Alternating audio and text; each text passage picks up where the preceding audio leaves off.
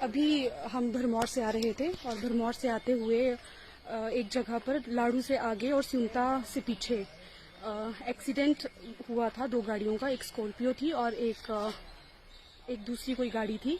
तो उन लोगों ने जो थी वो गाड़ियां दोनों बीच में रोक के रखी थी और वहाँ एक लंबा जाम जो था वो लग गया था। और मेरी मम्मी जो हैं वो सिमटा में हमारा वेट कर रही थी। वो सिमटा एक शादी में आई थी और उनकी जो तबीयत है वो थोड़ी ख़राब हो गई थी, तो हम उनको हॉस्पिटल ले जाने वाले थे। तो गाड़ी से उतरकर मैंने उनको रिक्वेस्ट की, उन आंटी को जिनकी शायद स्कॉर्पियो गाड़ी थी, उन आंटी को रिक्वेस्ट की कि आंटी जी आप प्लीज़ हमारी जो गाड़ी है वो निकलने दीजिए, क्योंकि हमारा एक पेशेंट जो है वो आगे वेट कर रहा है और हमको हॉस्पिटल जाना है।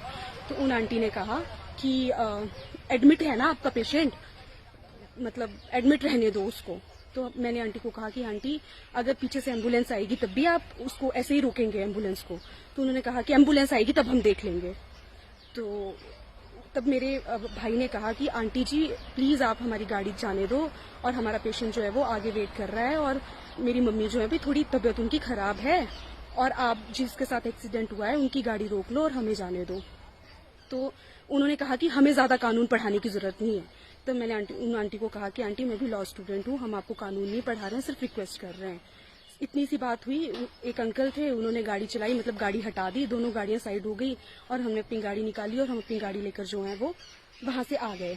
हम अभी उस स्पॉट से में भी 2-3-4 किलोमीटर ही आगे पहुंचे थे और वहां पे एक पुलिस वालों की गाड़ी आई। हमारे आगे न्यू प्रेम बस चली हुई थी। न्यू प्रेम बस को उन्होंने पहले रोका, उसको साइड किया और फिर हमारी गाड़ी रोकी और हमारे डॉक्यूमेंट्स जो हैं वो ले लिए और हमें कहा कि आप सिमटा पुलिस चौकी पर जाकर हमारा वेट करो, हम आपकी जिन्होंने कंप्लेंट की है उस पार्टी को लेकर आते हैं और उससे पहले आप कहीं नहीं जा सकते। और हमारी गाड़ी के डॉक्यूमेंट्स जो हैं वो रख लिए।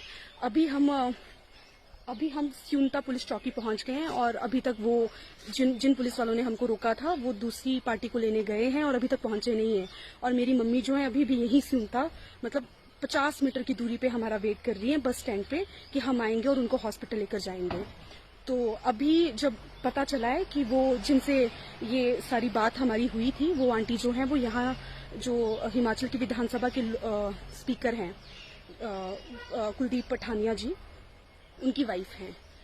तो तब तो बहुत ही ज्यादा मतलब ये प्रश्न उठता है कि आम जनता जो इतनी सफर कर रही है और आप आम जनता के रखवाले हैं, आपके पति जो है वो आम जनता के रखवाले हैं, उनकी सेफ्टी जो है वो आप उसको सुनिश्चित करने का काम आप देखते हैं। आप प्रशासन जो है वो सही से काम कर रहा है नहीं कर रहा है, लॉ एंड ऑर्डर सही से चल रहा है नहीं चल रहा है, उस पर भी निगरानी रखते हैं। और ऐसे में आप ही आम जनता को परेशान होते हुए देख भी रहे हैं और करवा भी रहे हैं। तो ये कितना गलत है। मतलब अभी भी हम यहाँ खड़े हैं, हमको वेट करने के लिए कह दिया गया जबकि हमारी कोई भी गलती नहीं है। गाड़ी का एक्सीडेंट किसी और गाड़ी के साथ हुआ है, वो वहां पे ऑलरेडी रुके हुए हैं। अभी मुझे पता है कि वहां कितना टाइम लगने वाला है। मतलब हम यहाँ पे अभी, मतलब हमारा पेशेंट बीमार है, हमको उसको हॉस्पिटल लेकर जाना है और ये चाहते हैं कि हम यहाँ अभी भी रुके रहें। तो ये जिस प्रकार जो यहाँ के लोग, यहाँ के जो स्पीकर हैं, उनके द्वारा, उनकी वाइफ के द्वारा जो ये तानाशाही की जा रही है, ये बिल्कुल निंदनीय है। और अभी मेरी ये हालत भी नहीं है क्योंकि मेरी मम्मी बीमार हैं और इस सिचुएशन में हम यहाँ खड़े हैं।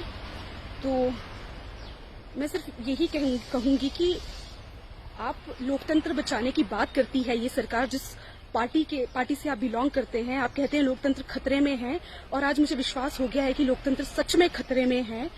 ये जिस प्रकार आप अपनी पावर का, अपने पति की पावर का गलत यूज करना और रास्ते में चलते हुए लोगों को इस प्रकार तंग करवाना जो है, ये बिल्कुल गलत बात है। और मैं मानती हूँ कि ये हमारी जनता जो है वो आपको इसलिए वोट देती है, आपको इसलिए सत्ता में लाती है, इसलिए आपको पावर देती है ताकि आप उनकी आवाज उठाएं, बल्कि आप उनकी आवाज दबाएं ना।